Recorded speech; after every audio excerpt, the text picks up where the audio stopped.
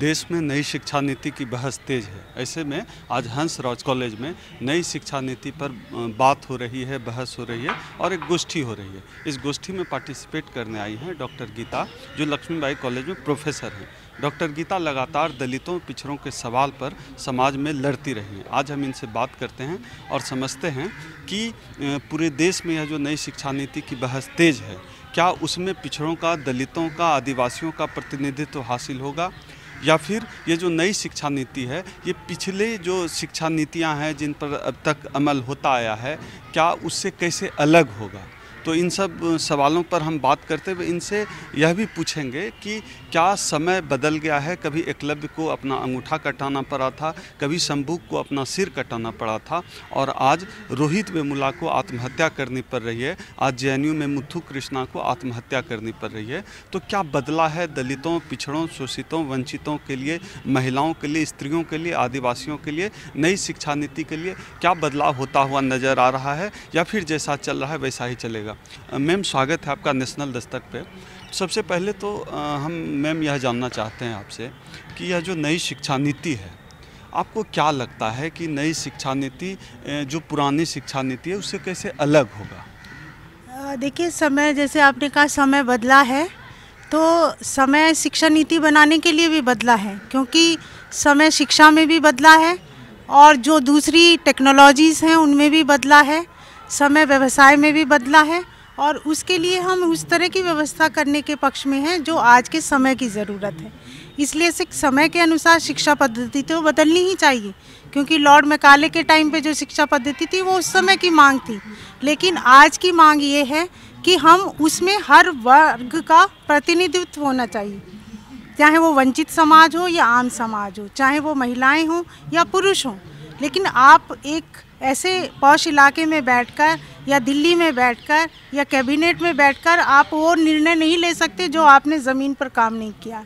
आज भी शिक्षा से वंचित जो गांव हैं, ग्रामीण इलाके हैं, जो स्लम एरियाज़ हैं, वहाँ शिक्षा की जो स्थिति है वो बहुत ही चेंज है।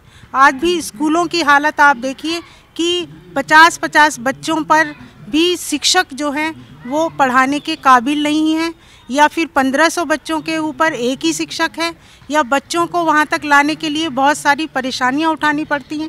कई बार तो देखा है कि उनको नदी भी पार करनी पड़ती है, या छोटी छोटी जो बाढ़ के इलाके हैं वो पार करके वो स्कूल तक पहुँचते हैं, और जब वहाँ पहुँचते हैं तो देखते हैं कि वहाँ स्कूल में टीचर ही नहीं है।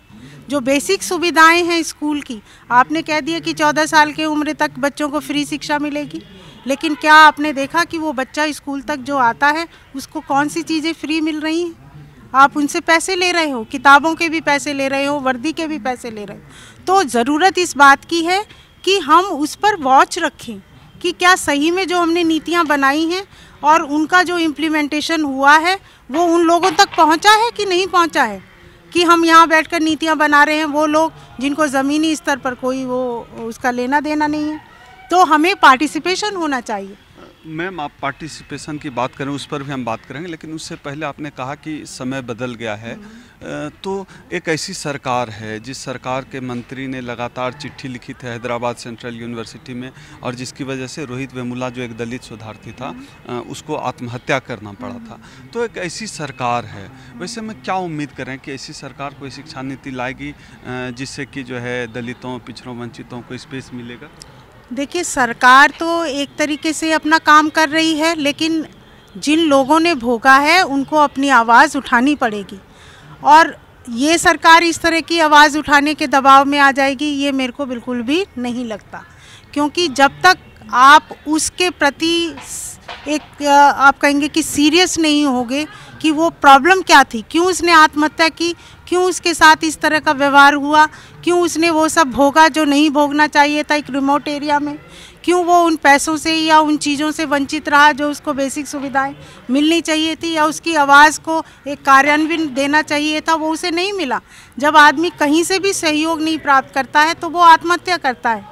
तो उसको ज़्यादा पॉलिटिसाइज ना करके एक बेसिक जो समस्या है, जो अंदरूनी जंग है, जिसमें हमारे बच्चे जो बाहर से आते हैं वो यहाँ भोगते हैं, एडमिनिस्ट्रेशन में भी, ब्यूरोक्रेसी में भी, और चाहे टीचिंग फैकल्टी में भी, तो क्या उसके लिए कोई आपने ऐसा रिमोट सिस्टम बनाया है जो वॉच रखे? अगर आप ऐसा रिमोट सिस्टम नहीं बनाएंगे इम्प्लीमेंटेशन का शिक्षा नीति के लिए, तो उस शिक्षा नीति की को वही हश्र होगा जो पुरानी शिक्षा नीतियों का हुआ है।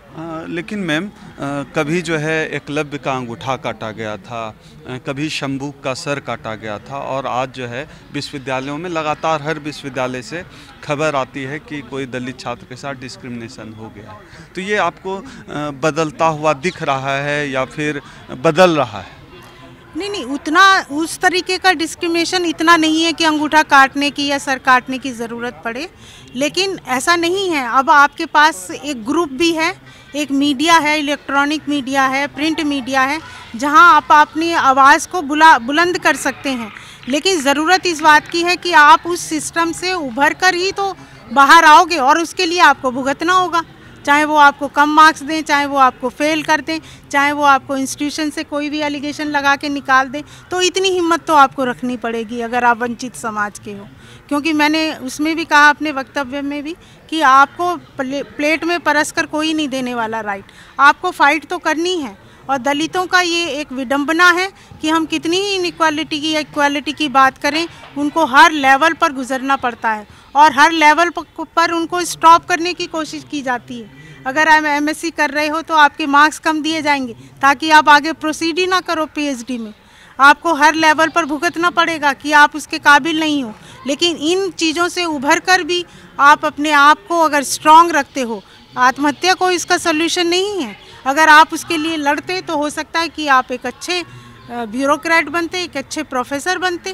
तो आप मैम लड़ने भिड़ने की बात कर रहे हैं, लेकिन अभी यूजीसी का जो नया गजेटियर आया है उसमें सीट कट कर दिया गया है। लगातार उसके खिलाफ लड़ाई भी चल रही है, और ये जो सीट कट हुआ है उसका सबसे अधिक नुकसान दलितों, पिछड़ों और लड़कियों को होगा कि वो हायर एजुकेशन से वंचित कर दी जाएंगे। आप इसको कैसे देख रही हैं?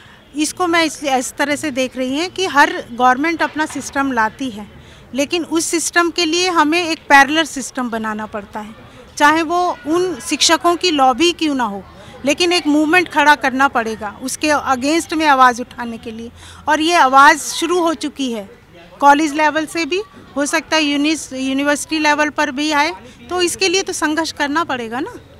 तो ये थी डॉक्टर गीता जो कह रही हैं कि यूनिवर्सिटीज़ में हर जगह भेदभाव होता ही है, और उस भेदभाव से लड़ते भिड़ते हुए अपनी जगह दलितों को बनानी पड़ेगी, वंचितों को अपनी जगह सुनिश्चित करानी पड़ेगी। कैमरामैन गौतम के साथ ओम सुधा, नेशनल दस्तक, हंसराज कॉलेज, दिल्ली।